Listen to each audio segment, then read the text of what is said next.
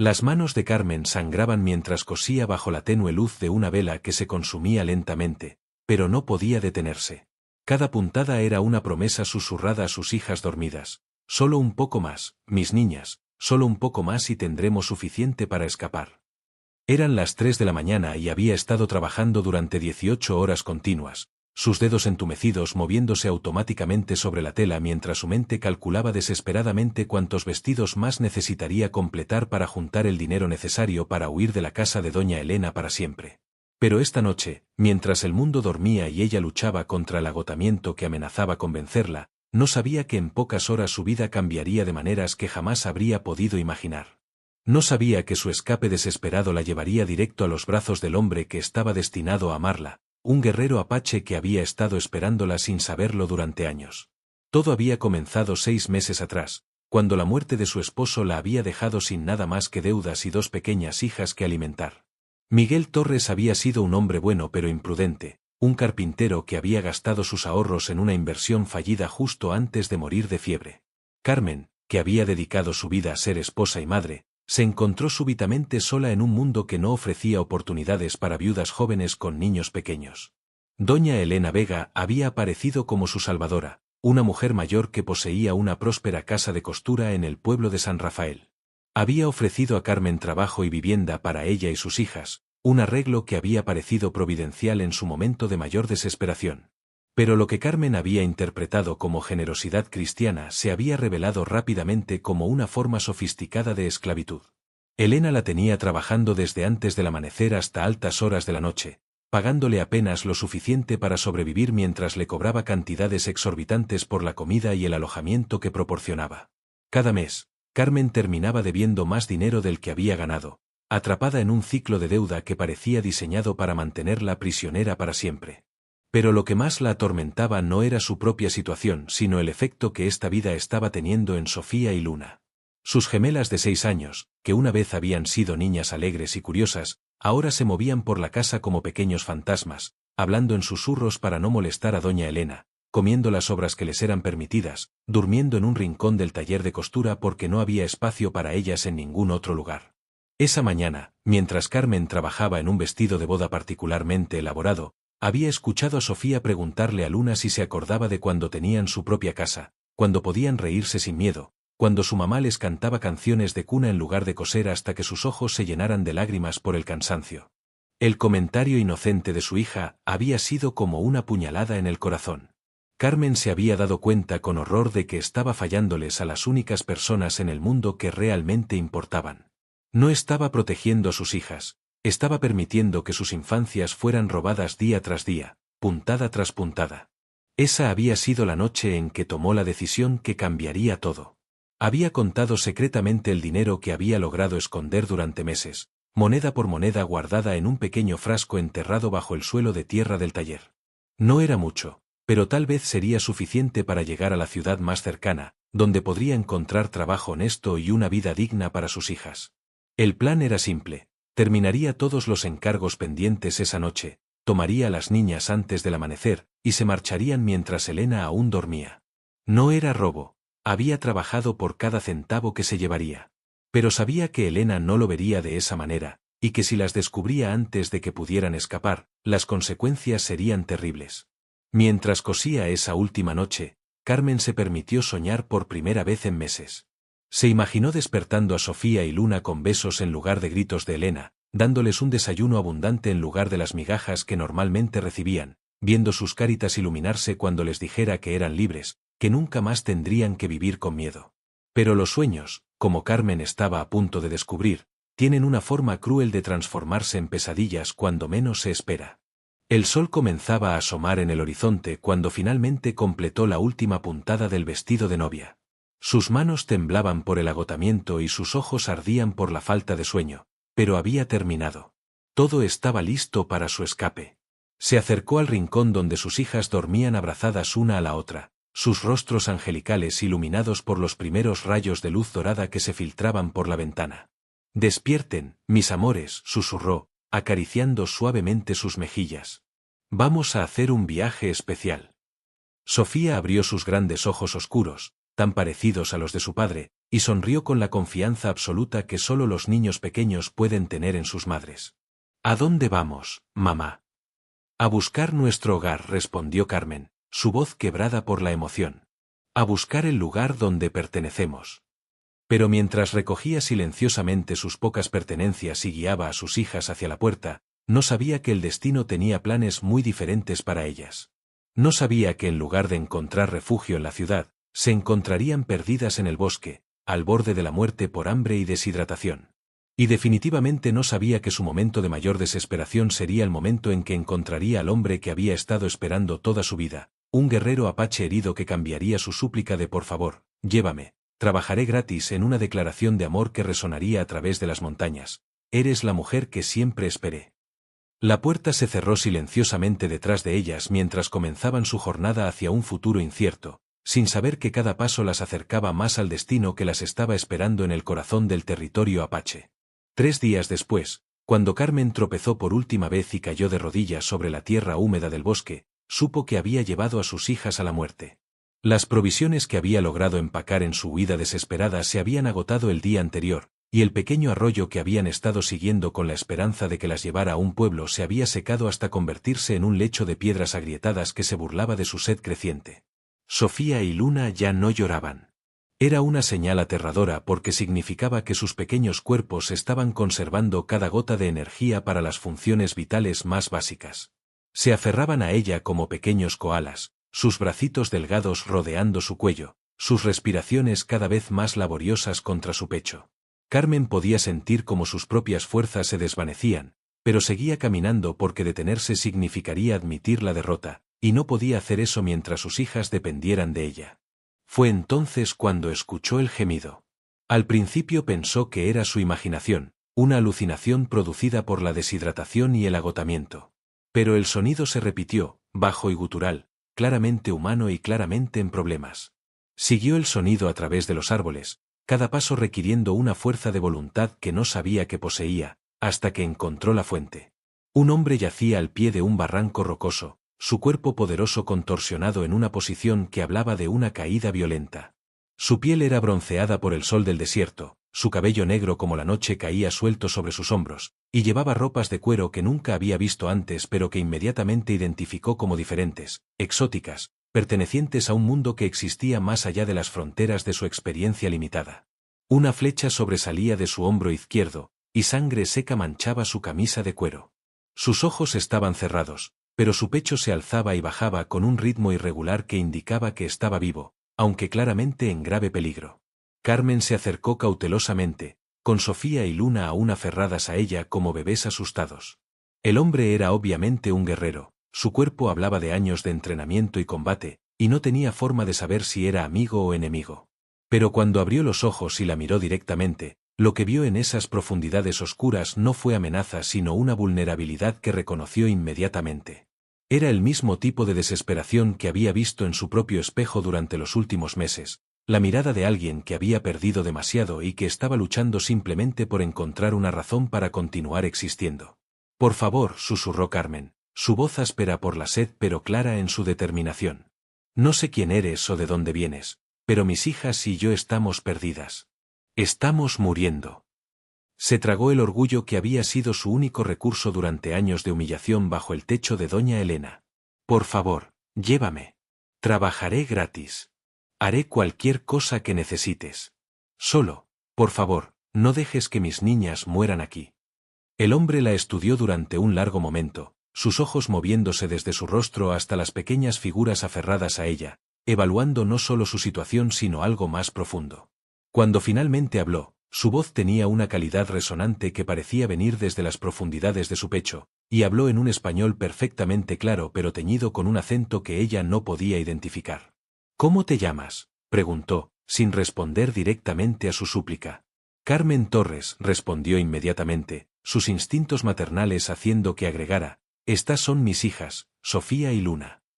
Algo cambió en su expresión cuando ella mencionó a las niñas.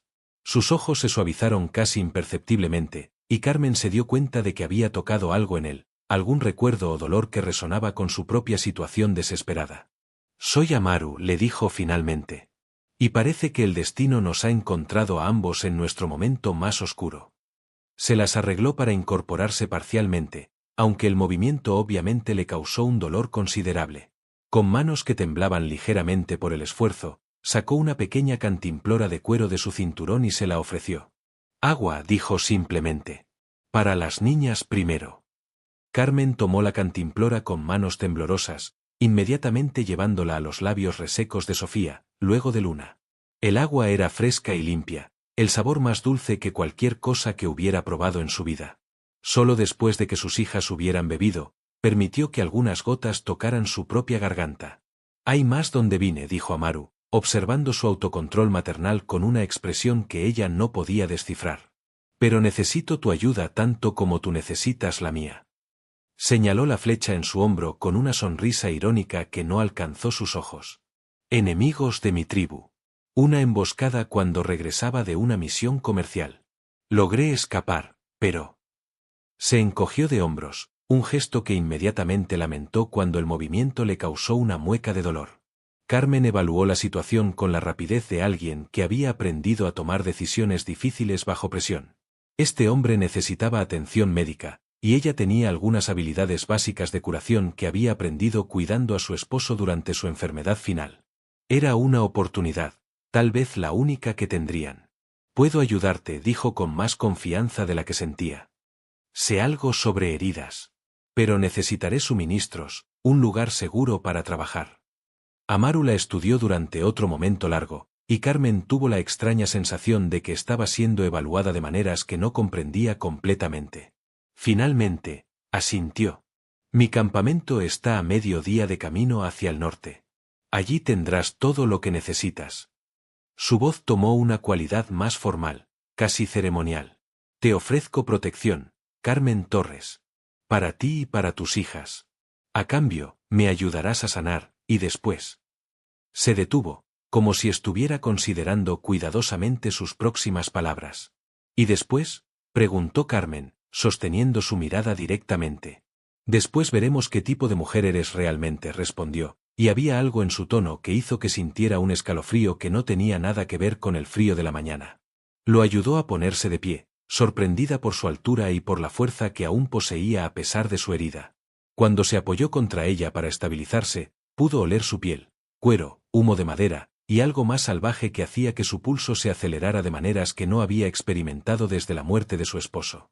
Comenzaron su viaje hacia el norte, Amaru moviéndose con una determinación estoica que impresionó a Carmen, mientras Sofía y Luna caminaban a cada lado de su madre, sus pequeñas manos aferradas a su falda. El paisaje comenzó a cambiar gradualmente, volviéndose más accidentado, más salvaje, más hermoso de maneras que ella nunca había imaginado. Pero fue cuando llegaron a la cima de una colina y Carmen vio el valle que se extendía debajo de ellos que comprendió que había cruzado más que una frontera geográfica. Había entrado a un mundo completamente diferente, un lugar donde las reglas que había conocido toda su vida ya no se aplicaban. Y mientras observaba las tiendas y estructuras de lo que obviamente era un asentamiento nativo, se dio cuenta con una mezcla de terror y emoción que su oferta desesperada de trabajaré gratis había sido aceptada por alguien mucho más poderoso e importante de lo que había imaginado. El hombre que había salvado su vida no era un simple comerciante herido. Era un jefe, y ella acababa de prometerse a sí misma y a sus hijas a un destino que no podía siquiera comenzar a comprender. La entrada al campamento Apache fue como cruzar el umbral hacia otro universo. Carmen sintió cientos de ojos clavándose en ella con una intensidad que la hizo estremecer, evaluando cada detalle de su apariencia con una curiosidad que rayaba en la hostilidad. Los murmullos comenzaron inmediatamente, voces hablando en una lengua que no comprendía pero cuyo tono no necesitaba traducción. Era el sonido universal de la desconfianza, del miedo a lo desconocido, de un pueblo que había aprendido a través de generaciones de dolor que los extraños raramente traían buenas noticias. Amaru, a pesar de su herida, caminó erguido y con autoridad, su presencia comandando un respeto inmediato que hizo que las voces se acallaran. Pero Carmen podía sentir la tensión en el aire, densa como el humo de una hoguera, amenazando con sofocarla. Sofía y Luna se apretaron aún más contra ella, sus pequeños cuerpos temblando no solo por el cansancio sino por el instinto primitivo que les decía que estaban en territorio peligroso.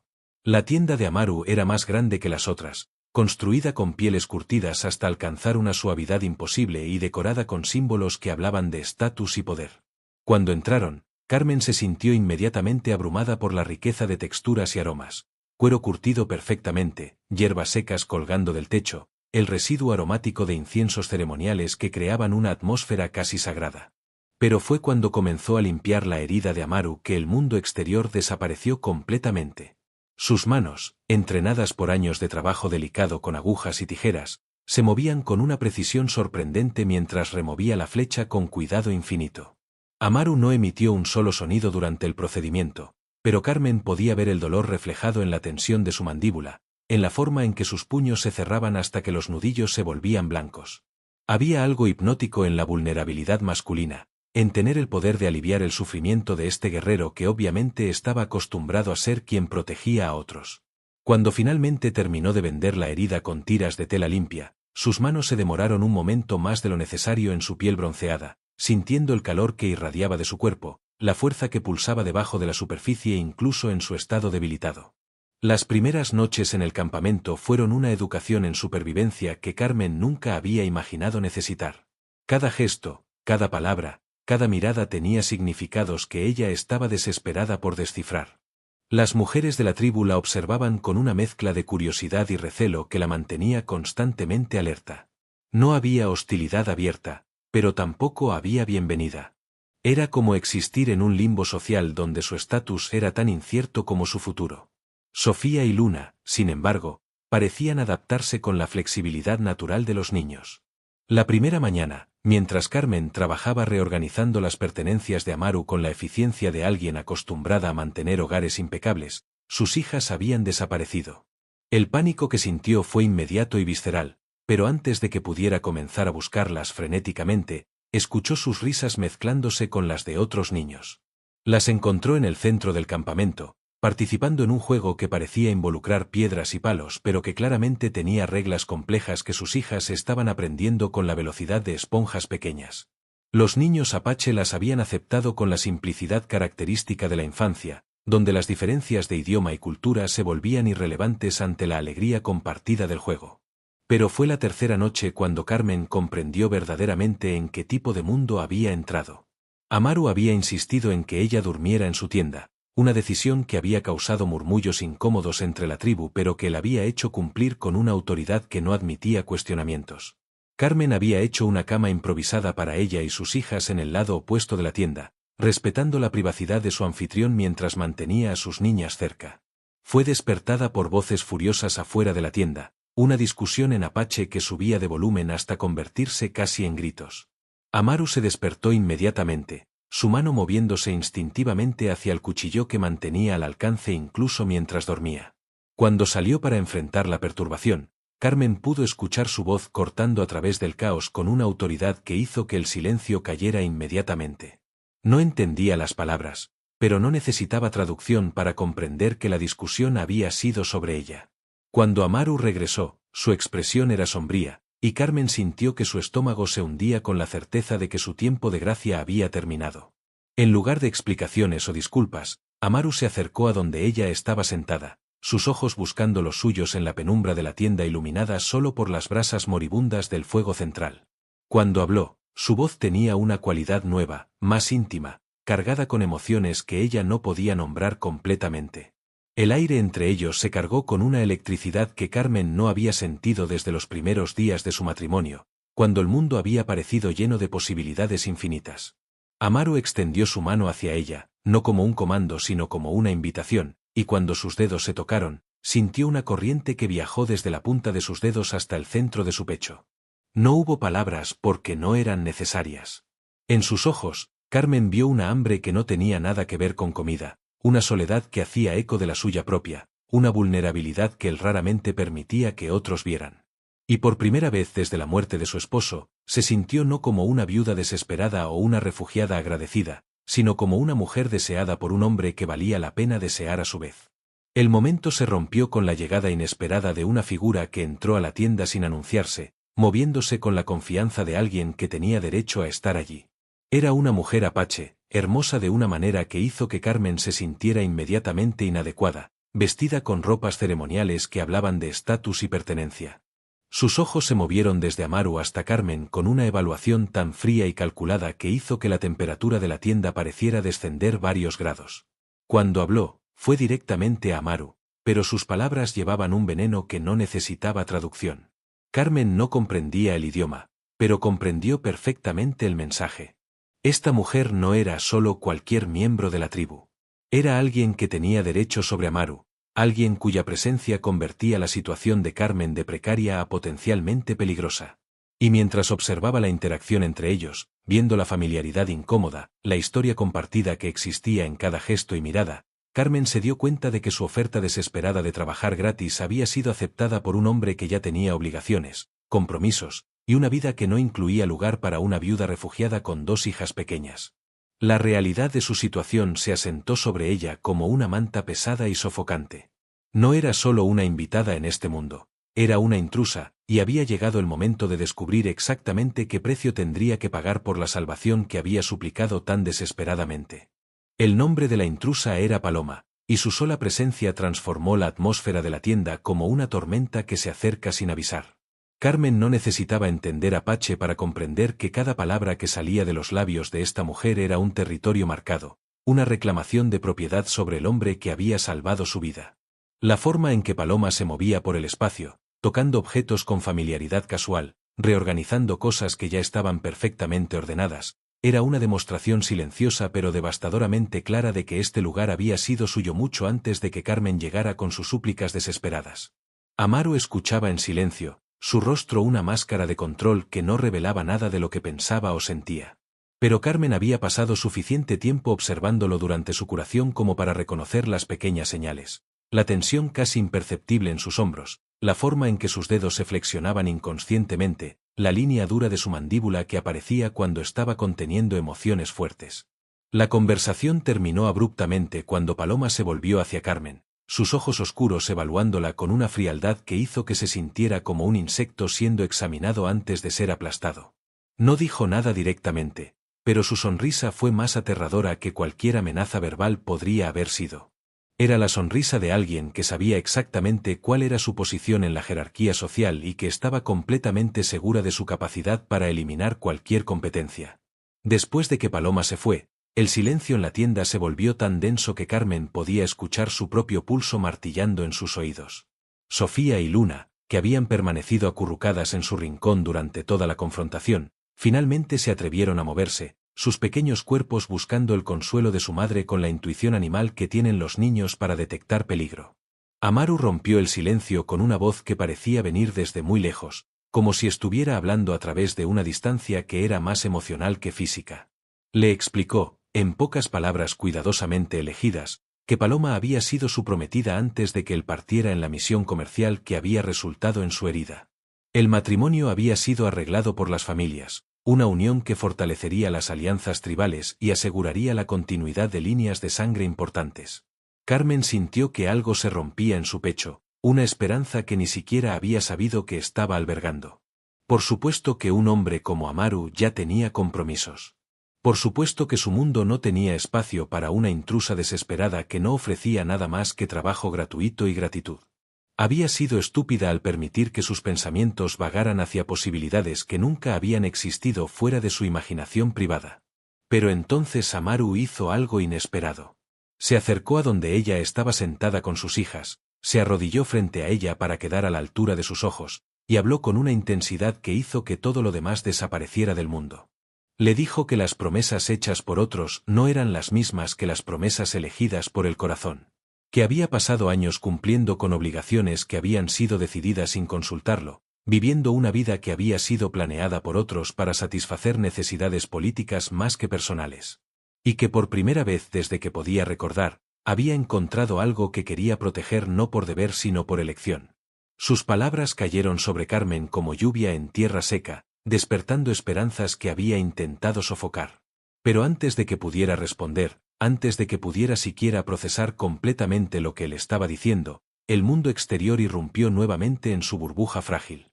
Esta vez fueron voces múltiples, un clamor de autoridad que no podía ser ignorado. Amaru se puso de pie inmediatamente, su transformación de hombre vulnerable a líder tribal ocurriendo en segundos. Salió de la tienda, y Carmen pudo escuchar fragmentos de una conversación tensa en la que su nombre aparecía repetidamente. Cuando regresó, su expresión era sombría. Le informó que había llegado un grupo del mundo exterior, buscándola específicamente. Doña Elena había venido con soldados, afirmando que Carmen había robado dinero y secuestrado a las niñas. Tenía documentos, declaraciones de testigos, evidencia que pintaba a Carmen como una ladrona y una secuestradora desesperada. El miedo que sintió Carmen fue tan intenso que por un momento no pudo respirar. Había estado tan enfocada en su nueva situación que había olvidado que el mundo del que había huido no la dejaría ir tan fácilmente. Elena no solo quería recuperar a su trabajadora más hábil, quería hacer un ejemplo de ella, demostrar que nadie podía desafiar su autoridad y escapar sin consecuencias. Pero lo que más la aterrorizó fue la comprensión de que su presencia ahora ponía en peligro no solo a sus propias hijas sino también a Amaru y su tribu. Si los soldados decidían que los apaches habían ayudado a una fugitiva, las consecuencias podrían ser devastadoras para personas que ya habían mostrado más bondad hacia ella de la que merecía. Amaru pareció leer sus pensamientos. Se acercó a ella nuevamente, pero esta vez su contacto fue diferente. Tomó su rostro entre sus manos, forzándola a mirarlo directamente, y le dijo con una certeza que no admitía dudas que ella no enfrentaría esta amenaza sola. Que él había ofrecido su protección, y que su palabra era sagrada independientemente de las complicaciones que pudieran surgir. Carmen sintió lágrimas que no había sabido que estaba conteniendo corriendo por sus mejillas. Durante meses había cargado sola con el peso de proteger a sus hijas, de encontrar soluciones a problemas que parecían no tener respuesta. Ahora, por primera vez, alguien le estaba ofreciendo no solo refugio temporal sino verdadera protección, el tipo de apoyo que significaba que ya no tendría que enfrentar sus miedos en soledad. Pero sabía que aceptar esa protección tendría un costo. Amaru tendría que elegir entre sus obligaciones tradicionales y esta mujer que había aparecido en su vida como una tormenta inesperada. Paloma no se quedaría en silencio ante tal desafío a lo que ella consideraba sus derechos. Y Carmen misma tendría que encontrar una forma de demostrar que valía los riesgos que él estaba dispuesto a tomar por ella. El sonido de pasos acercándose a la tienda anunció que el momento de las decisiones había llegado. En cuestión de minutos, Carmen tendría que enfrentar no solo a Elena sino también las consecuencias de haber buscado refugio en un mundo que no entendía completamente. Y mientras esperaba que se abriera la entrada de la tienda, apretando a Sofía y Luna contra ella, se dio cuenta de que su oferta original de trabajaré gratis estaba a punto de ser puesta a prueba de maneras que nunca había imaginado. La confrontación entre Carmen y doña Elena fue como ver dos versiones de la feminidad enfrentándose en un duelo donde las armas eran las palabras y el territorio en disputa era la verdad misma. Elena entró al espacio del consejo tribal con la arrogancia de alguien que había pasado décadas intimidando a los más débiles, su vestido negro de luto perfectamente planchado contrastando dramáticamente con las ropas de cuero y los colores naturales que la rodeaban. Sus ojos pequeños y crueles se fijaron inmediatamente en Carmen con una satisfacción depredadora que hizo que el aire mismo pareciera enrarecerse. Los soldados que la acompañaban se veían incómodos en territorio apache, sus uniformes empapados de sudor no solo por el calor sino por la tensión nerviosa de estar rodeados por guerreros que los observaban con una hostilidad apenas contenida. Pero Elena parecía completamente ajena al peligro, alimentada por una indignación que había estado fermentando durante días hasta convertirse en una furia que la hacía sentirse invencible. Carmen se puso de pie lentamente, con Sofía y Luna flanqueándola como pequeñas centinelas. El contraste entre las dos mujeres era devastador. Elena, perfectamente arreglada pero irradiando una crueldad que se podía oler como perfume rancio, y Carmen, vestida simplemente pero con una dignidad que había sido forjada en el fuego del sufrimiento genuino. Las acusaciones de Elena cayeron sobre la asamblea como piedras arrojadas a un lago: robo, secuestro, ingratitud hacia una benefactora generosa que había abierto su hogar a una viuda necesitada. Su voz subía de volumen con cada acusación, alimentándose de su propia indignación hasta convertirse en un espectáculo teatral diseñado para generar simpatía y validar su posición como víctima. Pero cuando Carmen respondió, su voz tenía una calidad que cortó a través de la histeria de Elena como una cuchilla limpia. No gritó ni se defendió con emociones descontroladas. En lugar de eso, habló con la precisión de alguien que había aprendido que la verdad, cuando se presenta claramente, es más poderosa que cualquier manipulación. Describió las condiciones de su empleo bajo Elena, Las jornadas de trabajo que se extendían desde antes del amanecer hasta altas horas de la noche, el salario que se reducía cada mes por gastos inventados, la forma en que sus hijas habían sido tratadas no como niñas sino como inconvenientes que debían mantenerse invisibles y silenciosas. Su testimonio no fue una súplica emocional sino un recuento factual que resonó con la autenticidad del dolor vivido. Los documentos que Elena había traído como evidencia de su victimización se desmoronaron bajo el escrutinio de Carmen. Cada papel que supuestamente probaba el robo o el secuestro fue confrontado con evidencia contraria que Carmen había tenido la previsión de guardar, recibos de materiales comprados con su propio dinero, registros de trabajo completado, incluso testimonio de vecinos que habían sido testigos de las condiciones bajo las cuales ella y sus hijas habían vivido. Pero el momento que cambió toda la dinámica de la confrontación llegó cuando Carmen hizo algo completamente inesperado. En lugar de continuar defendiéndose, se volvió hacia Amaru y le pidió permiso para mostrar algo. Con manos que temblaban solo ligeramente, comenzó a desabrochar su blusa. El silencio que cayó sobre la asamblea fue absoluto. Incluso Elena se calló, su indignación profesional momentáneamente silenciada por la curiosidad sobre lo que Carmen estaba haciendo. Cuando Carmen se dio vuelta y bajó la tela de su espalda, reveló una red de cicatrices que contaban una historia más clara que cualquier documento legal. Eran marcas de un látigo, aplicadas sistemáticamente durante meses, evidencia física de un abuso que Elena había cuidadosamente mantenido oculto de ojos externos. Carmen explicó con una voz que permaneció firme a pesar del dolor de la revelación que cada marca había sido el castigo por errores menores, una puntada imperfecta, una interrupción cuando sus hijas lloraban de hambre, cualquier signo de resistencia a las demandas cada vez más irracionales de su benefactora. El efecto en la asamblea fue inmediato y visceral. Los guerreros apache, criados en una cultura que valoraba la protección de los vulnerables, miraron a Elena con una hostilidad que se podía sentir físicamente. Los soldados que la habían acompañado intercambiaron miradas incómodas, claramente revaluando su comprensión de la situación. Pero fue la reacción de Amaru la que más importó. Carmen pudo ver cómo su rostro se transformaba mientras observaba las evidencias del sufrimiento que ella había soportado, como sus manos se cerraban en puños que hablaban de una violencia apenas contenida.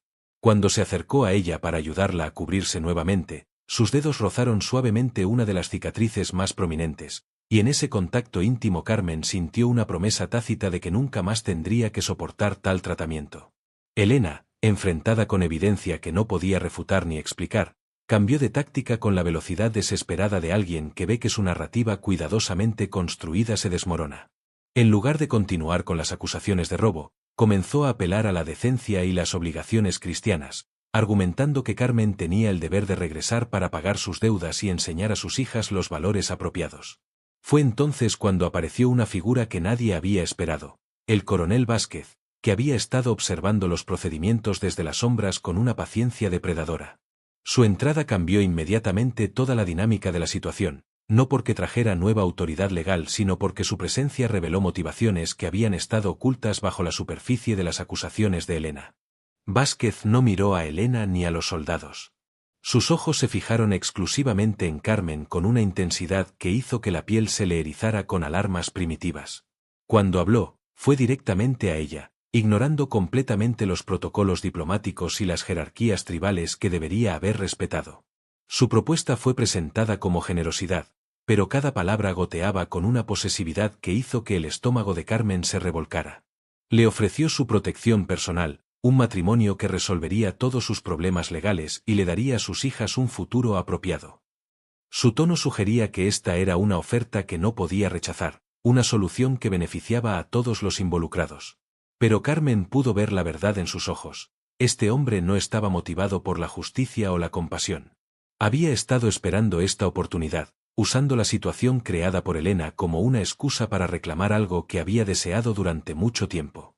Su oferta de matrimonio no era una propuesta sino una demanda disfrazada, respaldada por el poder militar que representaba. El aire en la tienda se cargó con una tensión que amenazaba con explotar en violencia en cualquier momento. Carmen se encontró atrapada entre fuerzas que estaban más allá de su control, la venganza de Elena, la obsesión de Vázquez, las obligaciones tribales de Amaru, y su propia necesidad desesperada de proteger a sus hijas. Y mientras los segundos se alargaban en un silencio cargado de amenazas implícitas, se dio cuenta de que su oferta original de trabajar gratis había evolucionado hacia algo mucho más complejo y peligroso. Ya no era solo su trabajo lo que estaba en juego, sino su cuerpo, su alma, y el futuro de todo lo que amaba en el mundo. La respuesta de Amaru a la propuesta de Vázquez fue una demostración de poder que no necesitó palabras para ser devastadoramente clara. Se levantó de su asiento con la gracia fluida de un predador que ha identificado una amenaza, y el silencio que siguió fue tan denso que Carmen pudo escuchar el latido de su propio corazón resonando en sus oídos. Los guerreros apache que rodeaban la asamblea se tensaron visiblemente, sus manos moviéndose instintivamente hacia sus armas, leyendo la hostilidad en el lenguaje corporal de su líder con la precisión de hombres que habían luchado junto a él durante años. Cuando Amaru finalmente habló, su voz tenía una calidad que Carmen nunca había escuchado antes, fría como el metal pero vibrando con una autoridad que parecía emanar desde las profundidades de la tierra misma. Declaró que Carmen Torres y sus hijas estaban bajo su protección personal, que cualquier amenaza hacia ella sería considerada una declaración de guerra contra toda la tribu apache, y que el coronel Vázquez tenía exactamente 5 minutos para abandonar territorio sagrado antes de que esa protección se extendiera a convertirlo en el blanco de su ira. El coronel, acostumbrado a que su uniforme y rango le abrieran todas las puertas, se encontró súbitamente enfrentando una forma de poder que no podía comprar, intimidar o manipular. Los soldados que lo habían acompañado, veteranos experimentados que habían luchado en múltiples campañas, miraron a los guerreros apache que los rodeaban y llegaron rápidamente a la conclusión de que estaban superados numéricamente, en territorio hostil, y enfrentando hombres que no tenían nada que perder y todo que proteger. Vázquez intentó una última táctica, apelando a la razón y sugiriendo que un arreglo diplomático beneficiaría a todos los involucrados. Pero Amaru cortó sus palabras con un gesto tan final que incluso Elena, que había estado observando los procedimientos con una mezcla de satisfacción y ansiedad creciente, comprendió que la situación había evolucionado más allá de cualquier control que ella pudiera haber tenido. La retirada de los intrusos fue rápida y humillante. Elena, privada de su respaldo militar y enfrentada con evidencia de abuso que podría resultar en su propia persecución legal, no tuvo más opción que retirarse con amenazas vacías que todos sabían que no podría cumplir. Vázquez se fue con una promesa susurrada de que esto no había terminado, pero su postura derrotada sugería que sabía exactamente cuán vacía sonaba esa amenaza en territorio apache. Cuando el silencio finalmente se asentó sobre el campamento, Carmen se encontró sola con Amaru en su tienda, con Sofía y Luna dormidas en su rincón después del agotamiento emocional del día. La tensión que había sostenido durante horas finalmente se desplomó, y comenzó a temblar con una intensidad que no podía controlar. Amaru se acercó a ella sin palabras, reconociendo la reacción retardada al trauma que había presenciado. Sus manos, tan fuertes y decisivas cuando enfrentaba amenazas externas, se volvieron infinitamente gentiles cuando tocaron sus hombros, ofreciendo un tipo de consuelo que trascendía el lenguaje. Carmen se encontró llorando por primera vez desde que había huido de la casa de Elena, lágrimas que llevaban meses de miedo reprimido, humillación, y una soledad tan profunda que había olvidado cómo se sentía no estar completamente sola en el mundo. Cuando las lágrimas finalmente cesaron, se encontró mirando directamente a los ojos de Amaru, y lo que vio allí la dejó sin aliento. No era solo compasión o protección lo que brillaba en esas profundidades oscuras. Era una hambre que reconoció porque hacía eco de la suya propia, un deseo que había estado creciendo silenciosamente durante días de cuidados compartidos, conversaciones nocturnas susurradas, y momentos de conexión que habían ido construyendo algo que ninguno de los dos había nombrado en voz alta. El beso que siguió no fue planificado ni discutido. Surgió de la confluencia de alivio, gratitud, y una atracción que había estado chisporroteando bajo la superficie como brasas esperando aire para convertirse en llama. Los labios de Amaru eran firmes y cálidos, y cuando sus brazos la rodearon, Carmen sintió por primera vez en años que estaba exactamente donde pertenecía. Pero incluso en medio de esa conexión íntima, una parte de su mente permaneció alerta a las complejidades de su situación. Paloma no había estado presente durante la confrontación con Elena y Vázquez, pero su ausencia se sentía más ominosa que reconfortante. Carmen sabía intuitivamente que la mujer apache no se retiraría silenciosamente ante esta nueva proximidad entre Amaru y la extranjera que había interrumpido sus planes de matrimonio. Como si sus pensamientos hubieran conjurado la realidad, el sonido de pasos fuera de la tienda anunció una presencia que no había sido invitada. Paloma entró sin ceremonia, su mirada moviéndose inmediatamente hacia la intimidad evidente entre Amaru y Carmen. La transformación en su expresión fue instantánea y aterradora, de sorpresa a comprensión a una furia tan pura que hizo que el aire mismo pareciera vibrar con peligro. No gritó ni hizo una escena dramática. En lugar de eso, habló con una calma helada que era mucho más amenazante que cualquier explosión emocional podría haber sido. Sus palabras, aunque en apache, llevaban un veneno que Carmen pudo sentir físicamente. Era la voz de una mujer que había sido desplazada de lo que consideraba su lugar legítimo, y que no aceptaría esa humillación sin una guerra. Amaru respondió con una firmeza que no dejaba espacio para malentendidos, pero Carmen pudo ver la tensión en su postura, la forma en que sus músculos se preparaban para un conflicto que sabía que era inevitable. Paloma representaba no solo sus propios sentimientos heridos sino también las expectativas de familias enteras, acuerdos tribales que habían estado en vigencia durante años, tradiciones que no podían ser descartadas fácilmente sin consecuencias políticas. La conversación entre ellos se intensificó, voces subiendo hasta convertirse en algo que bordeaba la confrontación abierta. Carmen, aunque no entendía las palabras específicas, pudo captar fragmentos de significado en el tono, en los gestos, en la forma en que ambos se posicionaban como gladiadores preparándose para una batalla donde solo uno podría emerger victorioso. Fue entonces cuando Paloma hizo algo que cambió completamente la naturaleza del conflicto. Se volvió hacia Carmen, con un español perfectamente claro aunque teñido con un acento que hacía que cada palabra sonara como una amenaza, le ofreció una elección que no era realmente una elección en absoluto. Podía retirarse voluntariamente, tomar a sus hijas y desaparecer en la noche, dejando que las cosas regresaran al orden natural que había existido antes de su llegada. A cambio, Paloma se aseguraría de que tuviera provisiones suficientes para llegar a la ciudad más cercana y comenzar una nueva vida lejos de las complicaciones que su presencia había creado. O podía quedarse y enfrentar las consecuencias de desafiar tradiciones que eran más antiguas que la memoria, sabiendo que su decisión no solo afectaría su propio destino sino también el de Amaru, sus hijas, y potencialmente toda la tribu que había sido arrastrada a un conflicto que no habían buscado. La oferta colgó en el aire como una espada suspendida, esperando una respuesta que definiría no solo el futuro inmediato sino el curso de múltiples vidas entrelazadas por circunstancias que ninguno de ellos había podido controlar completamente. La respuesta de Carmen al ultimátum de Paloma llegó no en palabras sino en una acción que cortó a través de toda la política y manipulación como una cuchilla limpia. Se acercó a Amaru, tomó su mano con una firmeza que no admitía dudas, y se dirigió a Paloma con una voz que llevaba la autoridad tranquila de una mujer que había encontrado finalmente algo por lo que valía la pena luchar hasta la muerte. Carmen declaró que no había huido de una forma de esclavitud para someterse voluntariamente a otra. Que sus hijas merecían ver a su madre elegir el amor sobre el miedo, la dignidad sobre la supervivencia fácil. Y que si Paloma quería reclamar a Amaru, tendría que hacerlo sobre el cuerpo de una mujer que ya había perdido demasiado como para retroceder ante amenazas que eran familiares en su crueldad pero impotentes contra una determinación forjada en fuegos más intensos de lo que Paloma podía imaginar. El silencio que siguió a esta declaración fue tan denso que parecía tener peso físico. Paloma había esperado lágrimas, súplicas, tal vez negociación desesperada.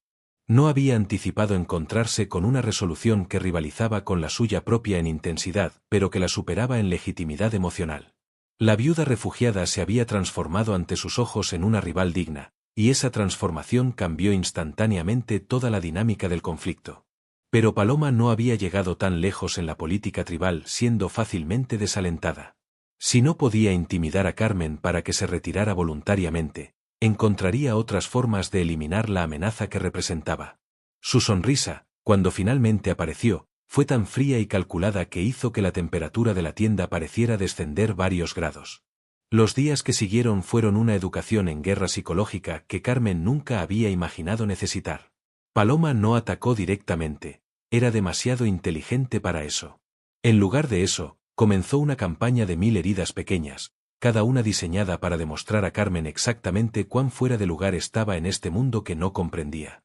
Las mujeres de la tribu, que habían comenzado a aceptar gradualmente la presencia de Carmen, súbitamente se volvieron distantes y formales.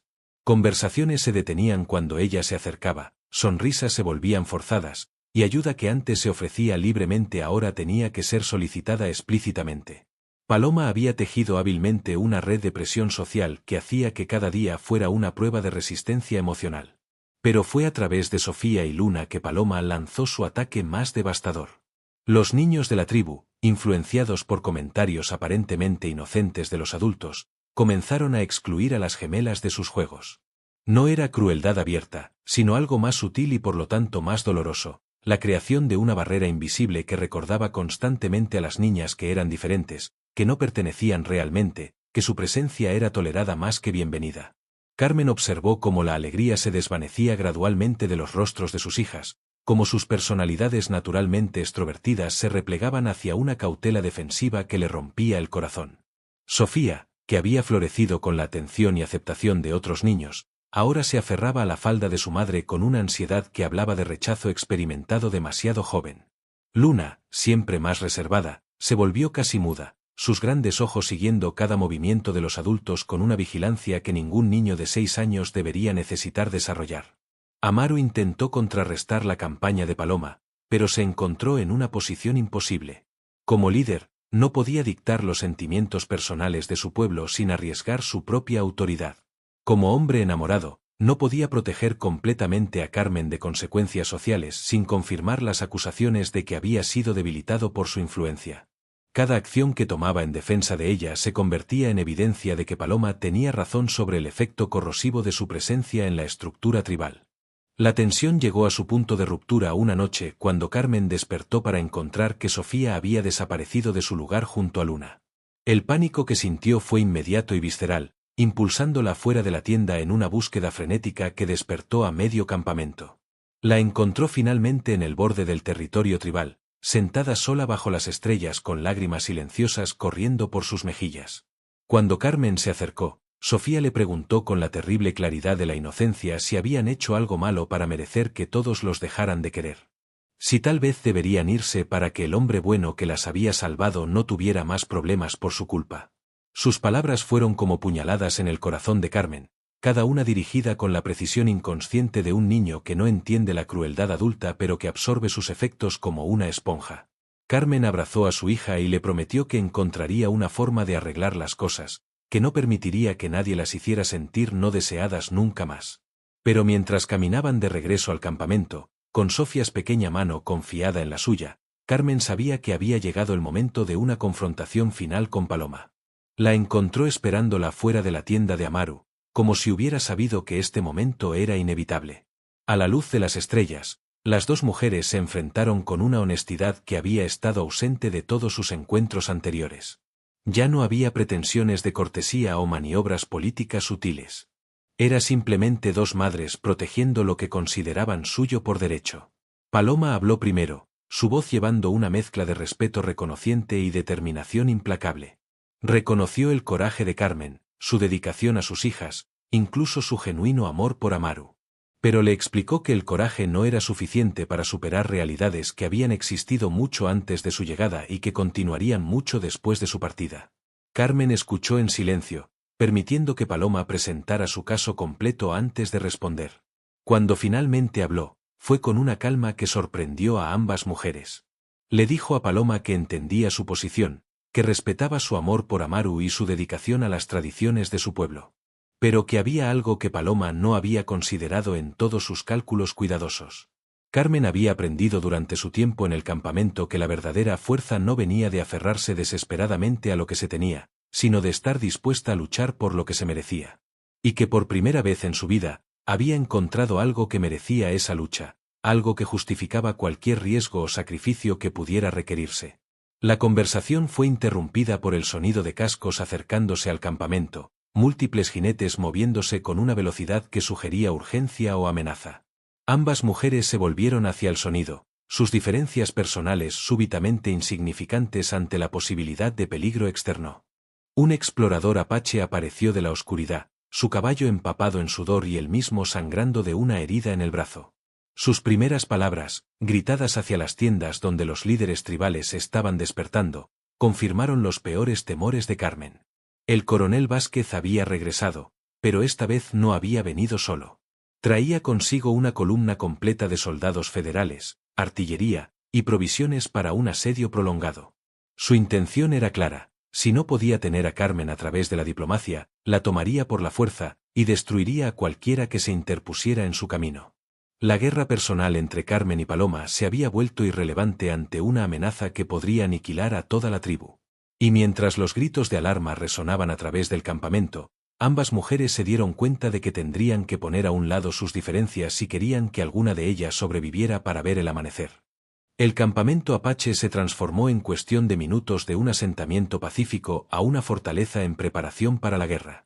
Carmen observó con asombro cómo cada miembro de la tribu, desde los ancianos hasta los niños más pequeños, se movía con una precisión ensayada que hablaba de generaciones de supervivencia bajo amenaza constante. No había pánico ni confusión, solo la eficiencia mortal de un pueblo que había aprendido que la diferencia entre la vida y la muerte a menudo se medía en segundos de preparación. Amaru apareció en el centro del caos como la encarnación misma del liderazgo bajo presión. Su transformación de amante gentil a comandante militar fue tan completa que Carmen apenas reconoció al hombre que la había besado con tanta ternura solo horas antes. Sus órdenes cortaban el aire como cuchilladas, dirigiendo el movimiento de guerreros, la evacuación de no combatientes, la distribución de armas con una autoridad que no admitía dudas ni demoras. Pero fue cuando sus ojos se encontraron con los de Carmen que ella vio la batalla interna que estaba librando. El estratega en él evaluaba las opciones disponibles con la frialdad necesaria para la supervivencia. Entregar a Carmen podría evitar un baño de sangre, salvar vidas inocentes, preservar un pueblo que había sido confiado a su protección. El hombre que la amaba rechazaba esa opción con cada fibra de su ser, dispuesto a luchar contra un ejército entero antes que permitir que ella fuera arrastrada de regreso a una vida de sufrimiento. La primera delegación de soldados llegó bajo una bandera blanca, pero sus intenciones eran transparentes como el agua sucia. El capitán que servía como portavoz de Vázquez presentó términos que fueron diseñados para sonar razonables mientras ocultaban una amenaza que era absoluta en su crueldad. Carmen Torres y sus hijas serían repatriadas para enfrentar cargos legítimos en territorio mexicano. Cualquier resistencia a esta demanda sería interpretada como ayuda a fugitivos y resultaría en consecuencias que se extenderían a toda la tribu. Amaru escuchó la propuesta en silencio, su rostro una máscara que no revelaba nada de sus pensamientos internos. Cuando pidió tiempo para consultar con su consejo, el capitán sonrió con una condescendencia que hizo que varios guerreros alcanzaran instintivamente sus armas. Le concedió una hora para ver la razón, después de la cual los soldados procederían a recuperar su propiedad con o sin cooperación apache. La reunión del consejo que siguió fue un testimonio del respeto que Amaru había ganado a través de años de liderazgo sabio y valiente. Los ancianos hablaron primero, cada uno ofreciendo perspectivas que pesaban la supervivencia tribal contra el honor personal, las realidades políticas contra los principios morales. Algunos argumentaron que una mujer, sin importar cuán querida, no valía la destrucción potencial de una comunidad entera. Otros insistieron que ceder ante la intimidación militar establecería un precedente que invitaría futuras agresiones. Carmen escuchó estos debates sabiendo que su destino estaba siendo decidido por hombres que la conocían apenas superficialmente, que medirían su valor en términos de coste político más que de humanidad individual. La tentación de hablar, de suplicar, de intentar influir en la decisión era casi abrumadora. Pero también sabía que cualquier interferencia de su parte solo confirmaría las sospechas de que era una manipuladora que había engañado a su líder. Fue Paloma quien cambió completamente la dinámica de la discusión. Se levantó durante una pausa en los debates, su presencia comandando atención inmediata no solo por su estatus como mujer apache prominente sino por la autoridad moral que llevaba como alguien que había sido personalmente afectada por la situación. Su discurso fue una obra maestra de política tribal que transformó la pregunta de ¿vale Carmen la pena el riesgo? ¿En qué tipo de pueblo somos si abandonamos a aquellos que buscan nuestra protección? No defendió a Carmen por afecto personal, eso habría sido transparentemente falso. En lugar de eso, apeló a los valores más profundos de la identidad apache, la obligación sagrada de proteger a los vulnerables, el honor que se perdía cuando la fuerza externa dictaba las decisiones internas, la dignidad que requería resistir amenazas independientemente de su origen. Su argumento fue que ceder ante Vázquez no salvaría a la tribu sino que la degradaría, transformándola de un pueblo libre en súbditos que obedecían órdenes militares. El efecto de su intervención fue eléctrico. Los mismos ancianos que habían estado argumentando por la capitulación pragmática comenzaron a reconsiderar sus posiciones. La mujer que había sido rival de Carmen por el afecto de Amaru se había convertido inesperadamente en su defensora más elocuente, no por amor sino por principio. Cuando Amaru finalmente habló, su voz llevaba una certeza que cortó a través de toda la incertidumbre y debate. Declaró que Carmen Torres había llegado a ellos buscando protección, y que esa protección había sido otorgada no como favor temporal sino como compromiso sagrado.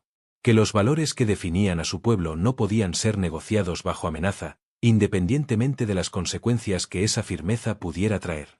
Pero entonces hizo algo que sorprendió incluso a los miembros más veteranos del Consejo. Se quitó las insignias de su rango como jefe militar y las colocó sobre la mesa comunal. Declaró que si la tribu decidía entregar a Carmen para evitar conflicto, respetaría esa decisión como expresión de la voluntad colectiva. Pero que no podría liderar tal acción porque hacerlo violaría principios que consideraba más importantes que su propia vida.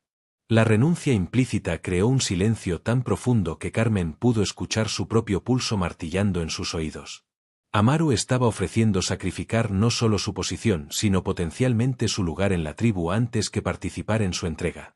Era una jugada política brillante porque transformaba la decisión de una evaluación práctica en una prueba de los valores fundamentales que definían la identidad del grupo.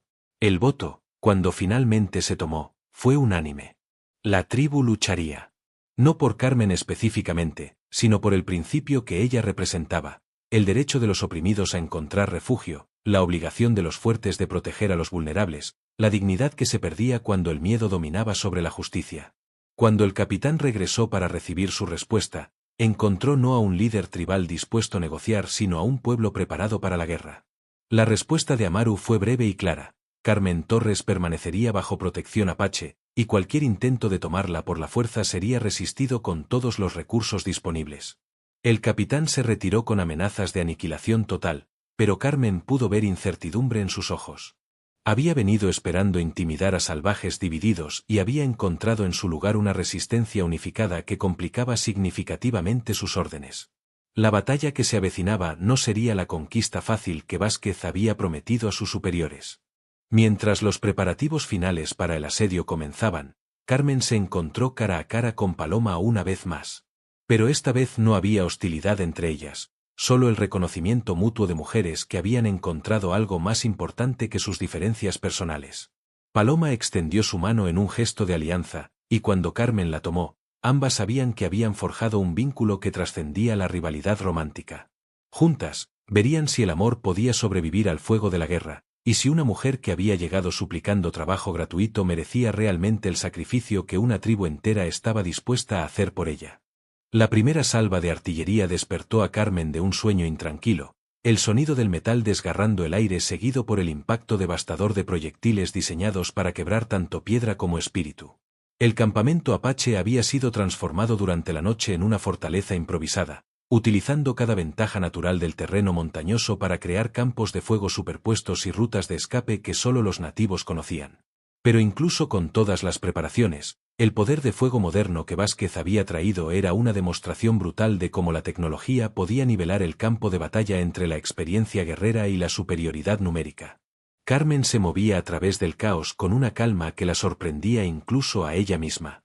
Durante meses bajo el techo de doña Elena había aprendido a funcionar bajo estrés constante, a mantener la claridad mental cuando todo a su alrededor se desmoronaba. Ahora esas habilidades que había desarrollado para sobrevivir al abuso doméstico se revelaban útiles en un contexto completamente diferente pero igualmente peligroso. Sofía y Luna habían sido evacuadas con otros niños a las cuevas más profundas del sistema montañoso, pero Carmen había insistido en quedarse para ayudar con los heridos.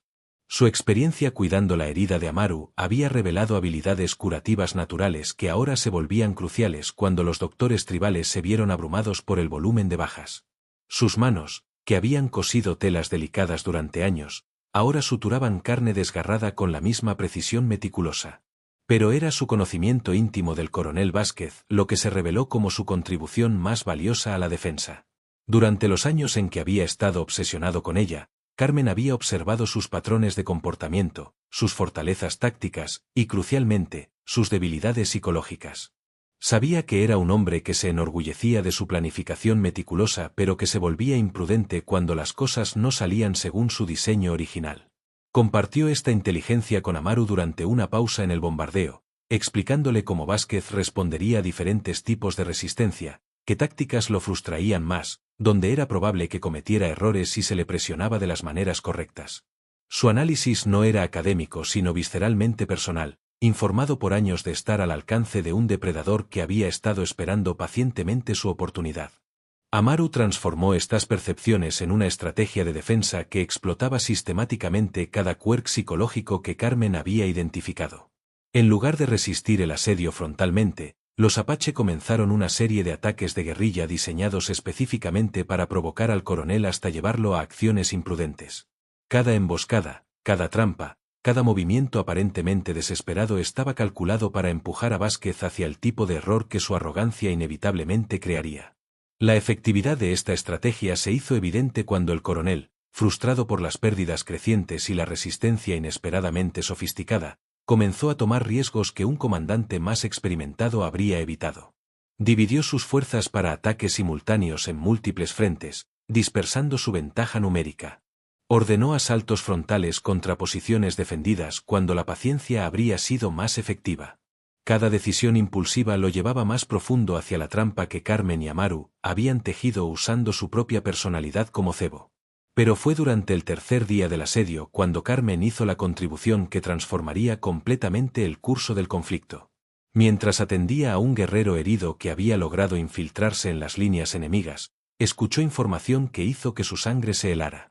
Vázquez no estaba simplemente llevando a cabo una operación militar autorizada, estaba usando recursos federales para una venganza personal, desviando hombres y material de asignaciones legítimas para satisfacer su obsesión privada. Más devastador aún, el oro que estaba usando para financiar la expedición había sido robado de un convoy gubernamental meses antes, un crimen que había sido atribuido a bandidos pero que en realidad había sido orquestado por el mismo Vázquez. Carmen poseía ahora información que podría destruir completamente al coronel, pero solo si podía encontrar una forma de comunicarla a las autoridades apropiadas sin revelar su propia ubicación. La solución llegó de una fuente inesperada, Paloma, que había estado observando la batalla desarrollarse con la perspicacia táctica de alguien criada en una cultura guerrera. Propuso un plan tan audaz que inicialmente parecía suicida. Carmen se entregaría voluntariamente a Vázquez, pero no como prisionera derrotada sino como señuelo en una trampa final que explotaría tanto su arrogancia como su corrupción. El plan requería una actuación digna de las mejores actrices teatrales. Carmen tendría que convencer a Vázquez de que había visto el error de resistir sus avances, que estaba dispuesta a aceptar su protección a cambio de la seguridad de sus hijas y el fin de la violencia.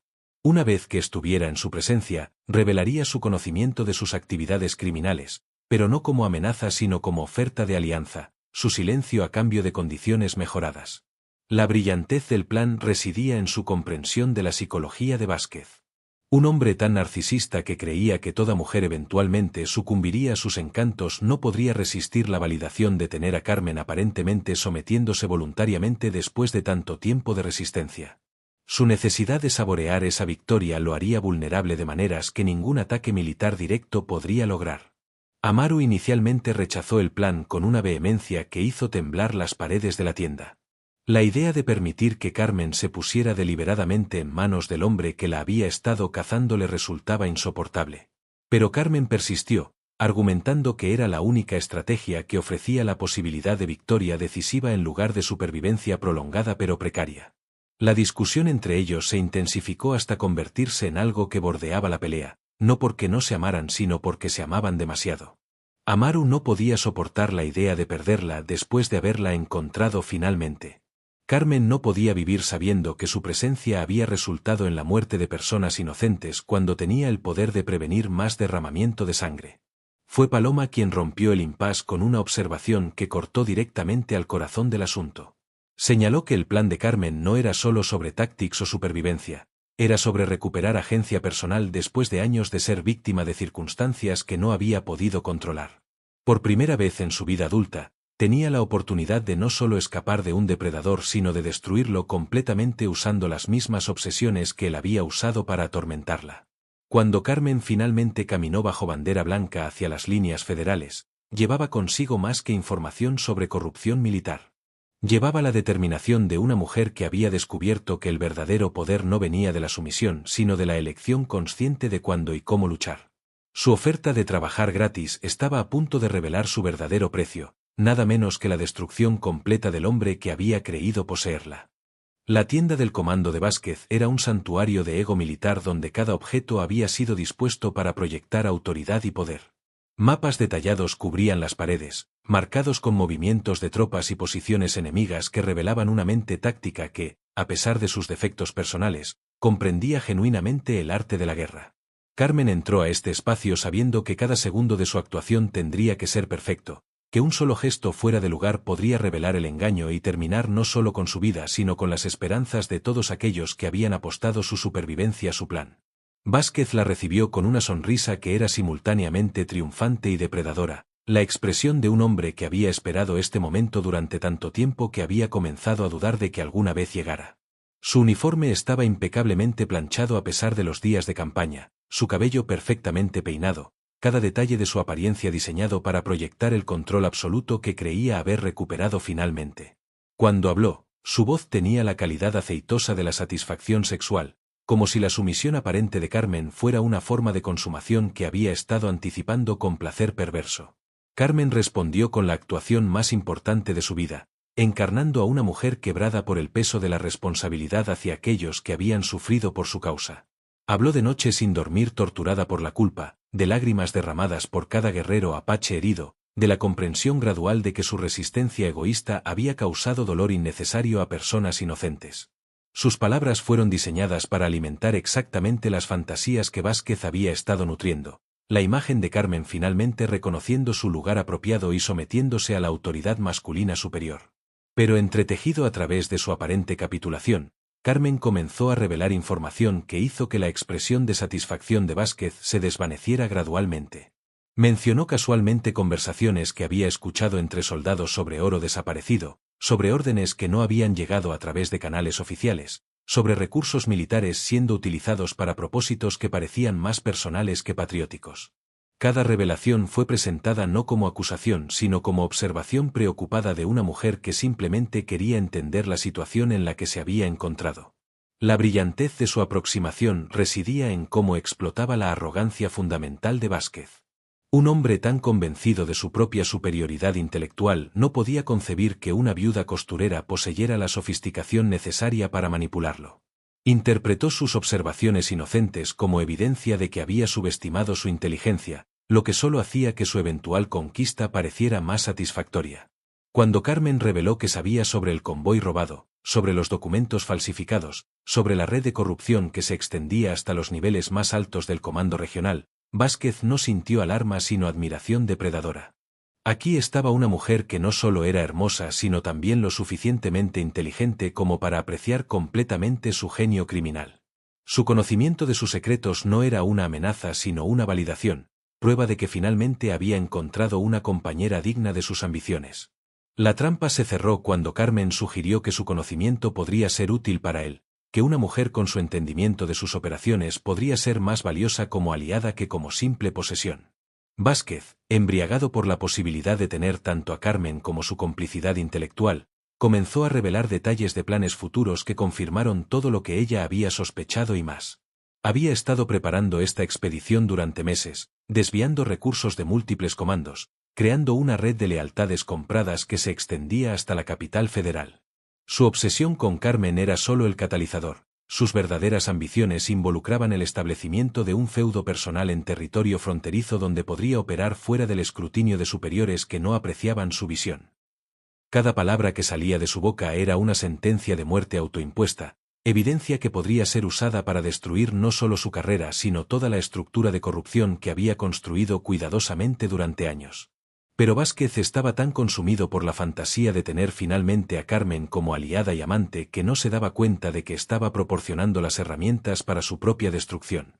La culminación de la actuación de Carmen llegó cuando fingió estar abrumada por la magnificencia de su visión, cuando se acercó a él con lo que parecía ser admiración genuina por su brillantez estratégica. Vázquez, interpretando esto como el preámbulo a la sumisión física que había estado imaginando, la atrajo hacia él con una confianza que era a la vez repulsiva y patética. Fue en ese momento de intimidad aparente que Carmen reveló la verdad final, que cada palabra de su confesión había sido escuchada no solo por ella sino por un oficial de inteligencia federal que había estado infiltrado en su propio Estado Mayor durante semanas. Que su conversación estaba siendo registrada por dispositivos que habían sido colocados en su tienda antes de su llegada.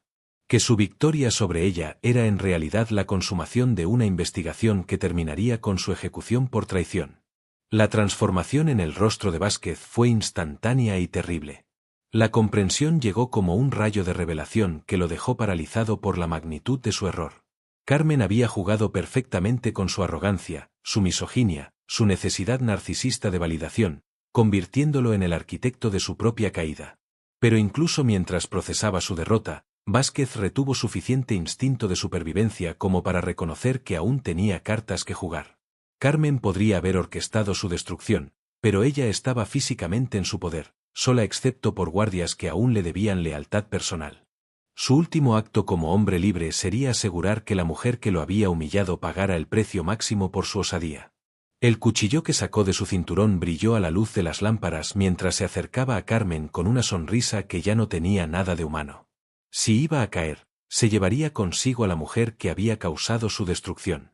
Pero Carmen había anticipado incluso esto, y su sonrisa final fue la de una mujer que sabía que había ganado un juego mucho más complejo de lo que su oponente había imaginado jamás.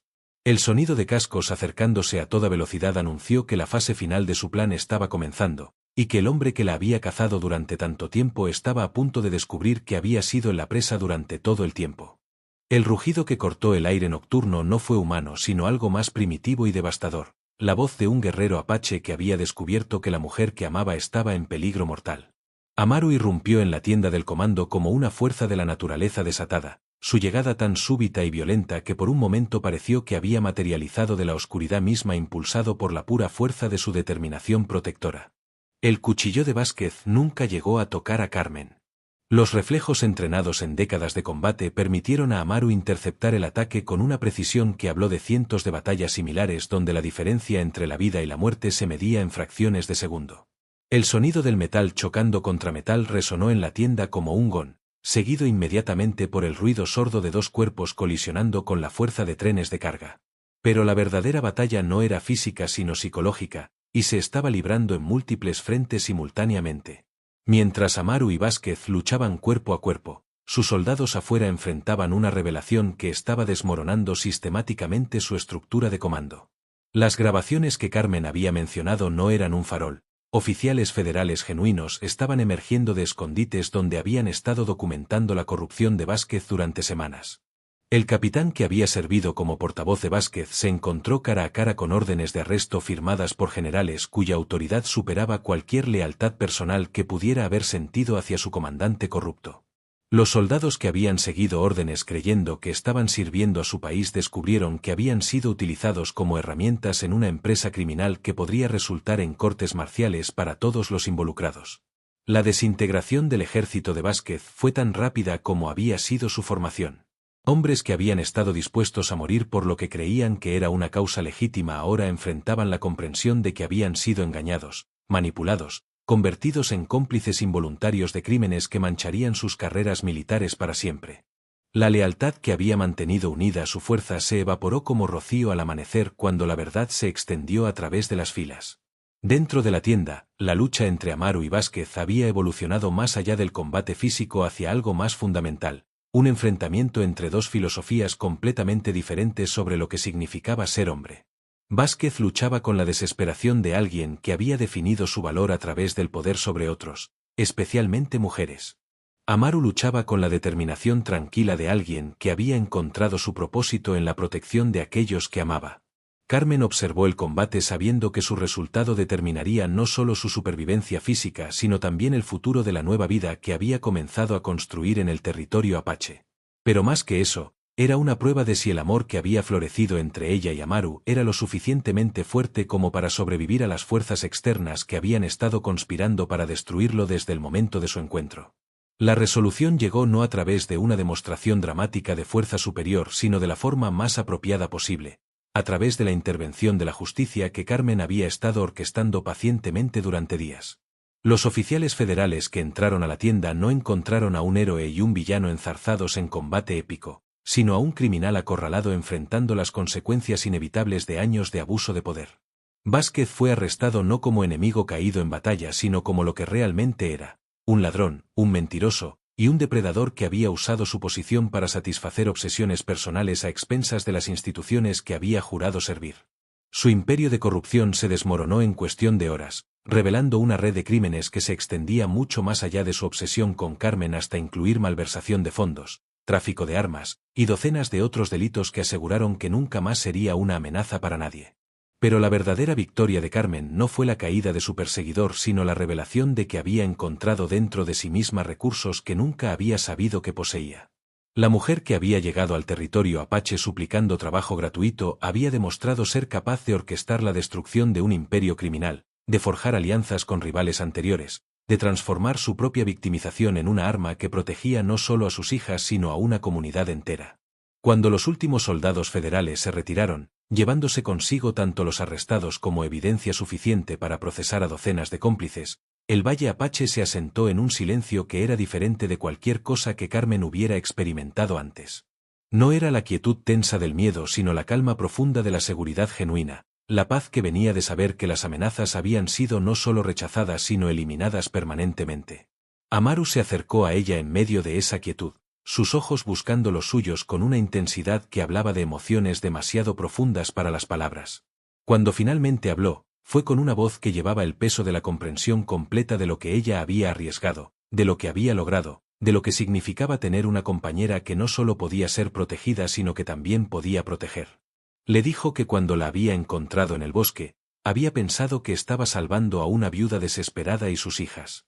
Ahora comprendía que había sido él quien había sido salvado, rescatado de una existencia que había sido definida por pérdidas pasadas y obligaciones impuestas por otros. Carmen no solo había traído amor a su vida, había traído la posibilidad de un futuro que podían crear juntos según sus propios términos. La propuesta que siguió no fue la declaración formal tradicional que las ceremonias tribales requerían usualmente. Fue algo más íntimo y más poderoso, el reconocimiento mutuo de dos personas que habían encontrado en el otro no solo amor sino una completitud que ninguno había sabido que estaba buscando. Cuando Carmen respondió que sí, que se casaría con él, que construiría una vida a su lado en este valle que había llegado a amar tanto como a sus habitantes, su voz llevaba una certeza que resonó a través de las montañas como una promesa hecha no solo entre dos personas sino entre una mujer y el destino que finalmente había demostrado ser digno de sus sueños más salvajes. 5 años después, cuando los comerciantes que llegaban al valle hablaban de la señora de los Apache con una mezcla de respeto y asombro que bordeaba la reverencia, Carmen sonreía recordando la mujer desesperada que había suplicado trabajo gratuito a un guerrero herido en el bosque. La transformación no había sido mágica ni instantánea, había sido forjada día tras día, decisión tras decisión, en el fuego de desafíos que habrían quebrado a una persona menos determinada a reclamar su derecho a la felicidad. El valle mismo había prosperado bajo la influencia de su unión con Amaru. Lo que había comenzado como un asentamiento apache tradicional, aislado y autosuficiente, había evolucionado hacia algo completamente nuevo, un centro de comercio intercultural que servía como puente entre mundos que históricamente habían existido en conflicto.